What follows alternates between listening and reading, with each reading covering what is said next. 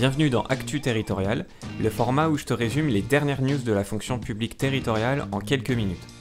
Tu peux trouver les liens des articles dont je te parle sur ma page Facebook Fonctionnaire Territorial.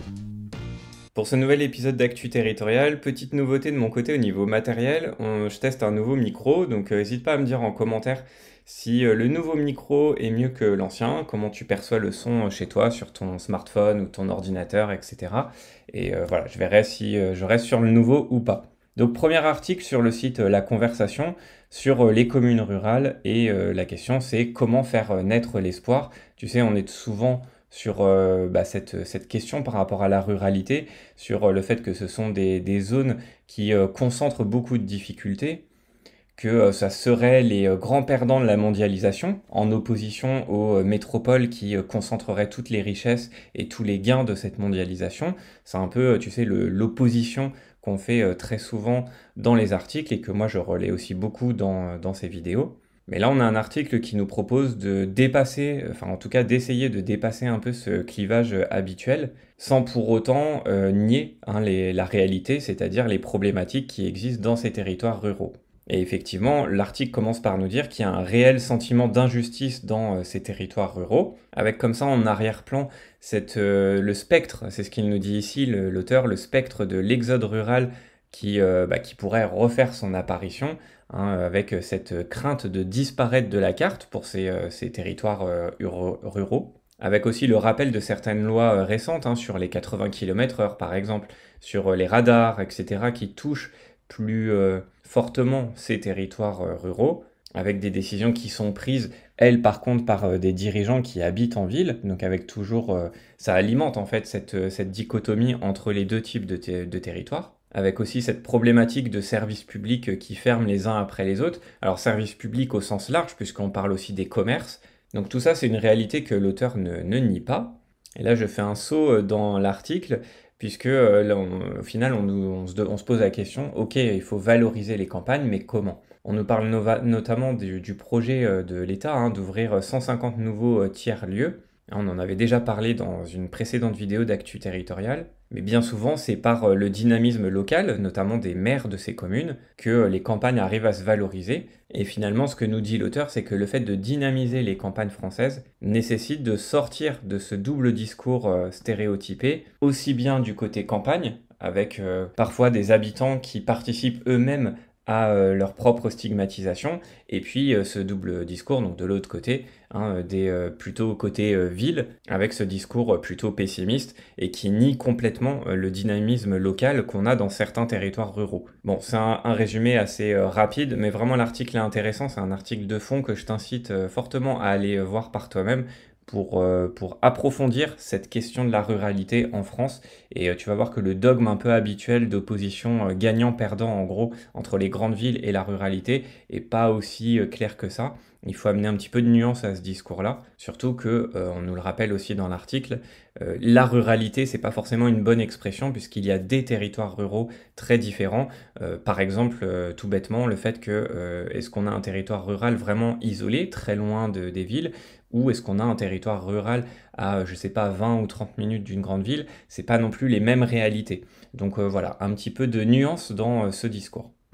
Ensuite, un article sur France Info à propos du coronavirus. Donc, alors j'ai mis du temps à en parler parce que c'est pas forcément l'objet de mes vidéos.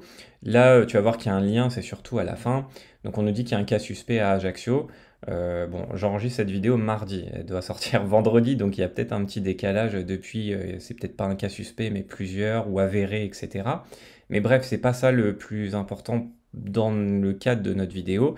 C'est donc malheureusement, tu sais, maintenant l'Italie est touchée, on voit qu'en France ça commence à arriver aussi. Bref, ce qui peut nous intéresser dans le cadre d'un oral, c'est la toute fin, où on nous dit que le Conseil exécutif de Corse indique également qu'un point régulier sera fait publiquement par cette collectivité et par les autorités compétentes pour éviter au maximum les phénomènes de rumeurs et d'affolement et de traiter la situation avec toute la rigueur, l'engagement et la transparence nécessaires.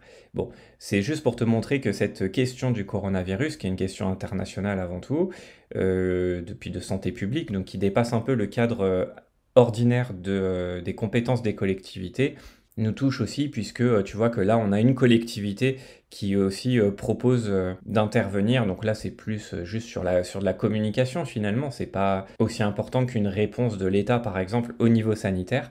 Mais si à l'oral, on te demande qu'est-ce que les collectivités peuvent faire face au coronavirus, bon, ne reste pas sec. Alors, elles peuvent pas faire grand-chose hein, entre nous, mais quand même, elles ont, par exemple, elles peuvent faire de la communication comme le fait la collectivité de Corse. Donc garde ça en tête. Alors ensuite un article sur 20 minutes à propos des impôts locaux qui débarquent au bureau de tabac. Et bon, on nous dit que tout le monde n'est pas content. La première info, donc effectivement, c'est que maintenant on va pouvoir payer certains impôts auprès des buralistes directement, mais également des amendes, voilà, des factures de services publics, etc. Pour l'instant, c'est juste un test, hein, c'est pour l'instant limité à 10 départements, mais ensuite ça va s'étendre à tout le territoire, hein, petit à petit. Donc après, on nous explique bon, concrètement comment se passe le paiement, avec un QR code, bon, etc. Mais surtout, la question qui est posée par certains syndicats de la fonction publique, c'est est-ce qu'on va vers une privatisation de ce service public de paiement, hein, de factures et puis d'impôts, avec ce que l'un de ces syndicalistes justement appelle une double privatisation, puisque d'un côté, les buralistes vont toucher 1,50 € hors taxe par opération, mais la Française des Jeux aussi aura sa part. Et d'ailleurs, on ne sait même pas ce que représente cette part. Donc sous couvert comme ça de praticité, parce qu'il y a beaucoup de buralistes en France, il y a quand même cette question qui est posée sur cette gestion de ce service public quand même particulier, hein, qui est le fait de payer ses impôts. Mais les buralistes, de leur côté, disent que c'est quelque chose qui n'est pas nouveau, notamment avec la vignette automobile hein, qui était payable dans le temps, hein, auprès directement des buralistes, les timbres amendes également, les timbres fiscaux. Bref, c'est pas forcément non plus une nouveauté complète, hein, c'est pas une révolution, mais voilà, ça lance en tout cas un débat sur ce service public particulier de paiement de l'impôt. Ensuite, un article sur la lettre du cadre.fr à propos du playing out. Alors, c'est bon, je vais t'expliquer, c'est pas très compliqué, t'inquiète pas. C'est tout simplement le fait que deux citoyennes en Angleterre se sont entre guillemets emparées de leur rue pour la transformer en aire de jeu pour leurs enfants. Et en gros, ça part d'un constat qui est que dans certains quartiers, que ce soit des immeubles ou des maisons qui ont des tout petits jardins, c'est compliqué pour les enfants de pouvoir jouer dehors en toute sécurité, puisque dans la rue, il y a les voitures qui passent, bien sûr. Et donc l'idée de ces deux mamans, ça a été de dire que la rue pouvait aussi être un espace de jeu, qu'il n'y avait pas seulement les parcs ou les skateparks qui sont des espaces dédiés à ça, mais qui sont parfois un peu loin par rapport aux habitations. Là, l'idée, c'est de reprendre un peu possession de la rue, alors à des heures précises, avec bien sûr les autorisations des autorités locales, et donc avec ces rues enfin cette rue qui est fermée à la circulation de telle heure à telle heure. Donc ça a été un véritable succès. Tous les enfants de la rue étaient hyper contents de pouvoir jouer dans leur rue comme ça en toute sécurité. Il y a d'ailleurs dans l'article, on nous précise un peu plus loin qu'il y a des études hein, qui sont faites sur le fait de pouvoir jouer comme ça en bas de chez soi en toute sécurité. Ça développe aussi plein de choses chez l'enfant, hein, son sentiment de liberté, ça entre guillemets débrouillardise, hein, parce que les jeux comme ça dans la rue, ça favorise aussi tous ces sens. Et ça a tellement marché, cette initiative, que finalement la ville a appuyé cette nouveauté. Hein, donc maintenant, c'est plus seulement dans cette rue-là, mais dans plusieurs rues de la ville que peuvent se passer ce genre de choses, avec ce qu'ils appellent un permis temporaire de jouer dans la rue. Tiens, et tu vois, c'est ici qu'on nous donne les 10 bonnes raisons de développer le playing out. Bon, si c'est quelque chose qui t'intéresse, je t'invite à aller voir parce que vraiment c'est un article très intéressant. Et puis on nous dit aussi que ça a traversé hein, les frontières. Il y a il y a d'autres pays aussi qui ont repris un peu cette idée. Donc voilà, c'est aussi pour te montrer que certes, la ville a appuyé cette initiative citoyenne, mais justement, c'est une initiative citoyenne à la base, et que le rôle d'un maire, par exemple, hein, enfin en tout cas d'un élu local, parfois c'est aussi de surfer comme ça sur ces initiatives citoyennes. C'est pas forcément tout le temps quelque chose de descendant, hein, où c'est le politique qui a l'idée. Parfois, le rôle aussi de l'élu local, c'est de savoir accompagner des dynamiques citoyennes. Et ça, c'en est un très bon exemple. Et enfin, un article sur la Gazette.fr à propos du coronavirus. On a le Premier ministre Édouard Philippe qui a envoyé une lettre aux collectivités locales. Donc ce courrier il est adressé au maire de France, au président des conseils départementaux et des conseils régionaux, pour leur dire un petit peu quelles mesures sont prises par l'État en fonction des connaissances liées à cette maladie. Donc tu sais, on commençait à en parler déjà précédemment dans la vidéo sur le fait que maintenant il y a un foyer aussi en Italie, donc ça se rapproche quand même dangereusement de la France.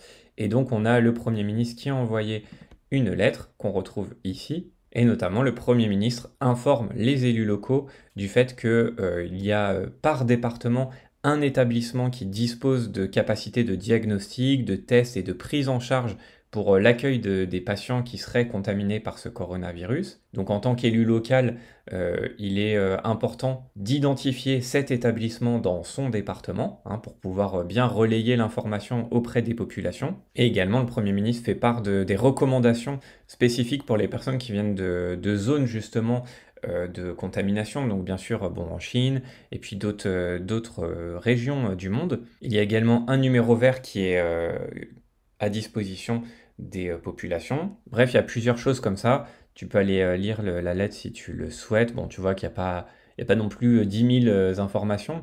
Il y a aussi le fait que les préfets et les directeurs généraux des ARS, des agences régionales de santé, sont à la disposition des élus locaux pour toute question.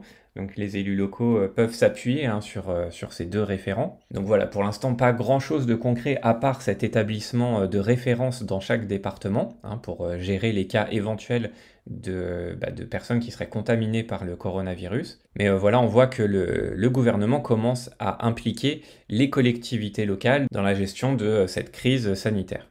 Voilà, c'est tout pour moi cette semaine, j'espère que tu as appris 2-3 trucs et je te dis à très bientôt pour une nouvelle vidéo d'Actu Territorial. Salut!